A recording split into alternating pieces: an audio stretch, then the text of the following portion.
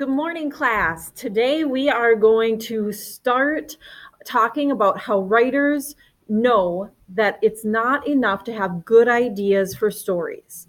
To make 2D ideas feel 3D, these stories need to come to life.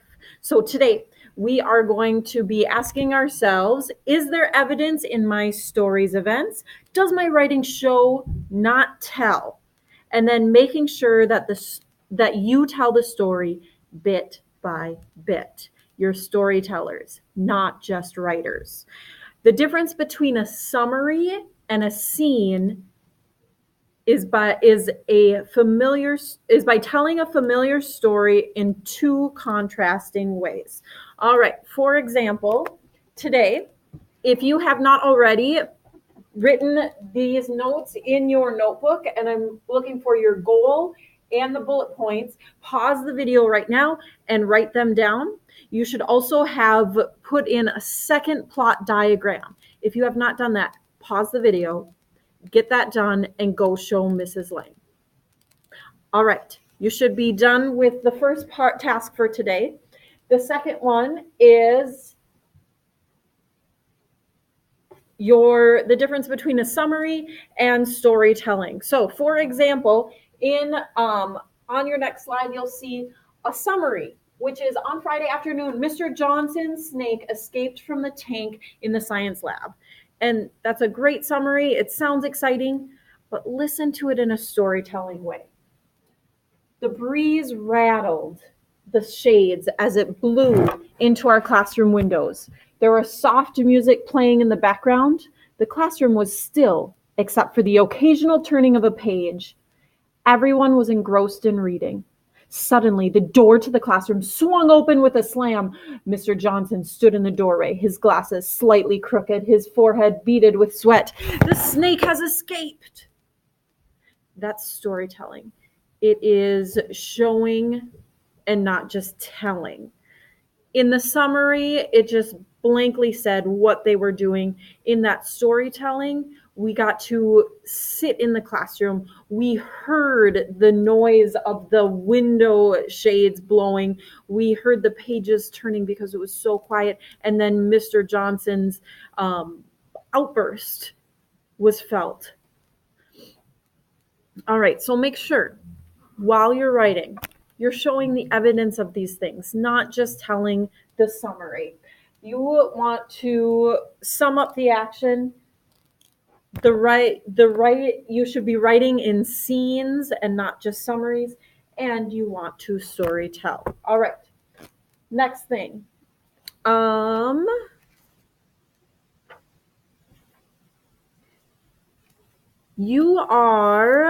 tip for helping you draft in a way that makes your stories come to life is make them 3D.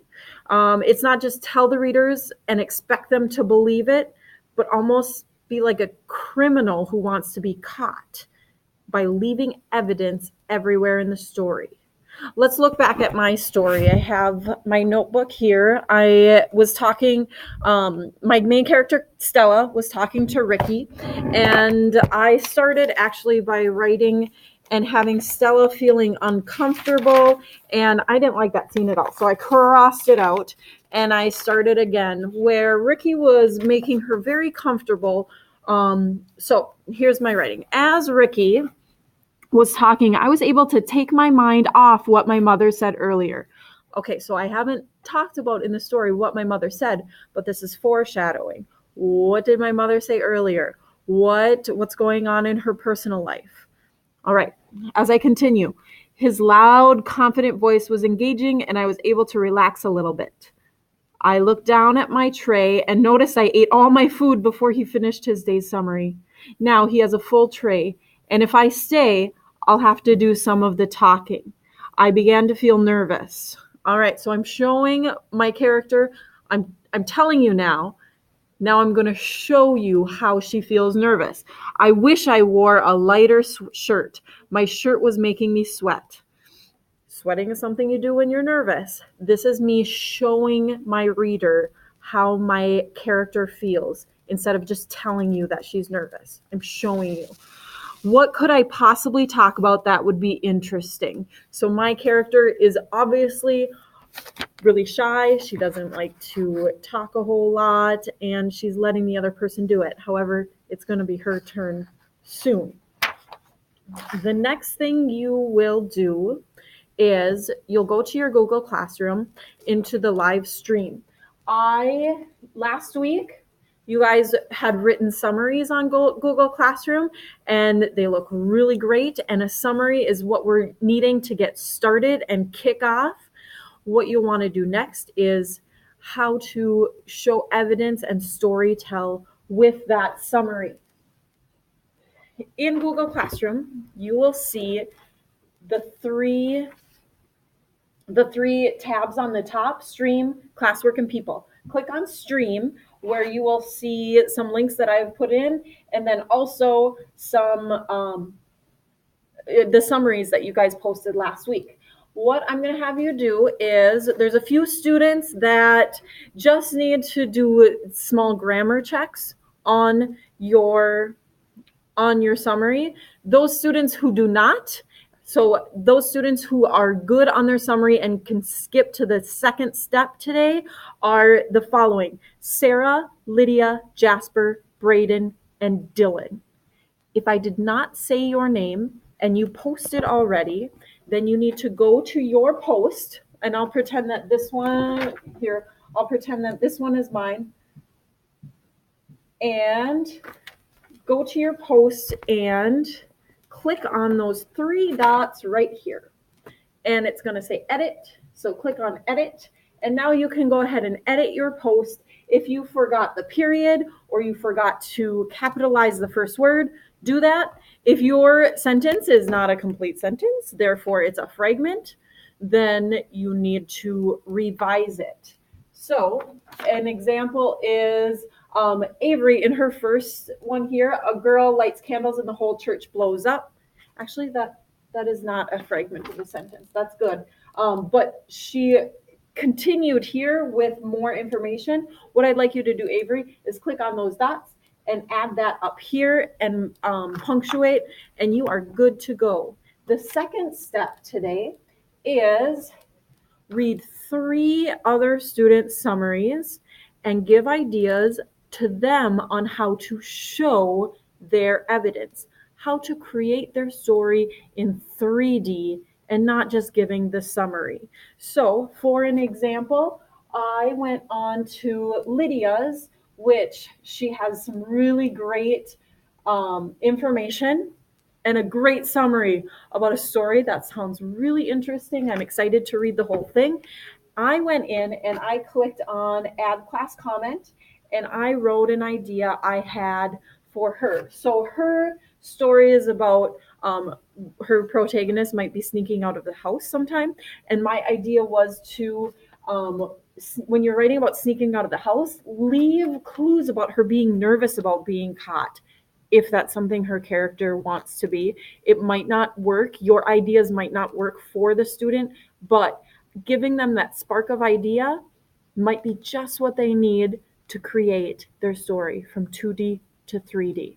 So Lydia, if you would want to, you could talk about, as she's sneaking away, the leaves crunching under her feet, if it's fall time or autumn, and her looking back and being nervous about the lights turning on because her mom might catch her. So those little details, storytelling, is what you need to do today.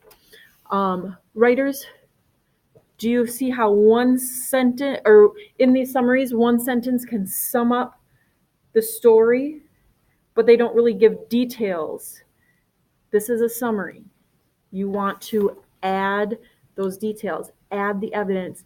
Be that criminal who leaves multiple pieces of evidence for your readers to know.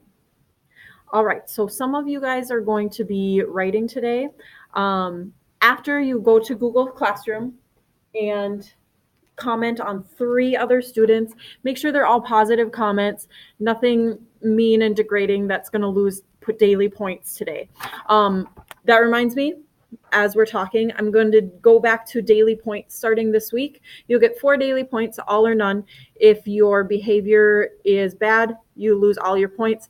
If you don't get your work done, you lose your points. However, if you're absent, you have 3 days to make up those points.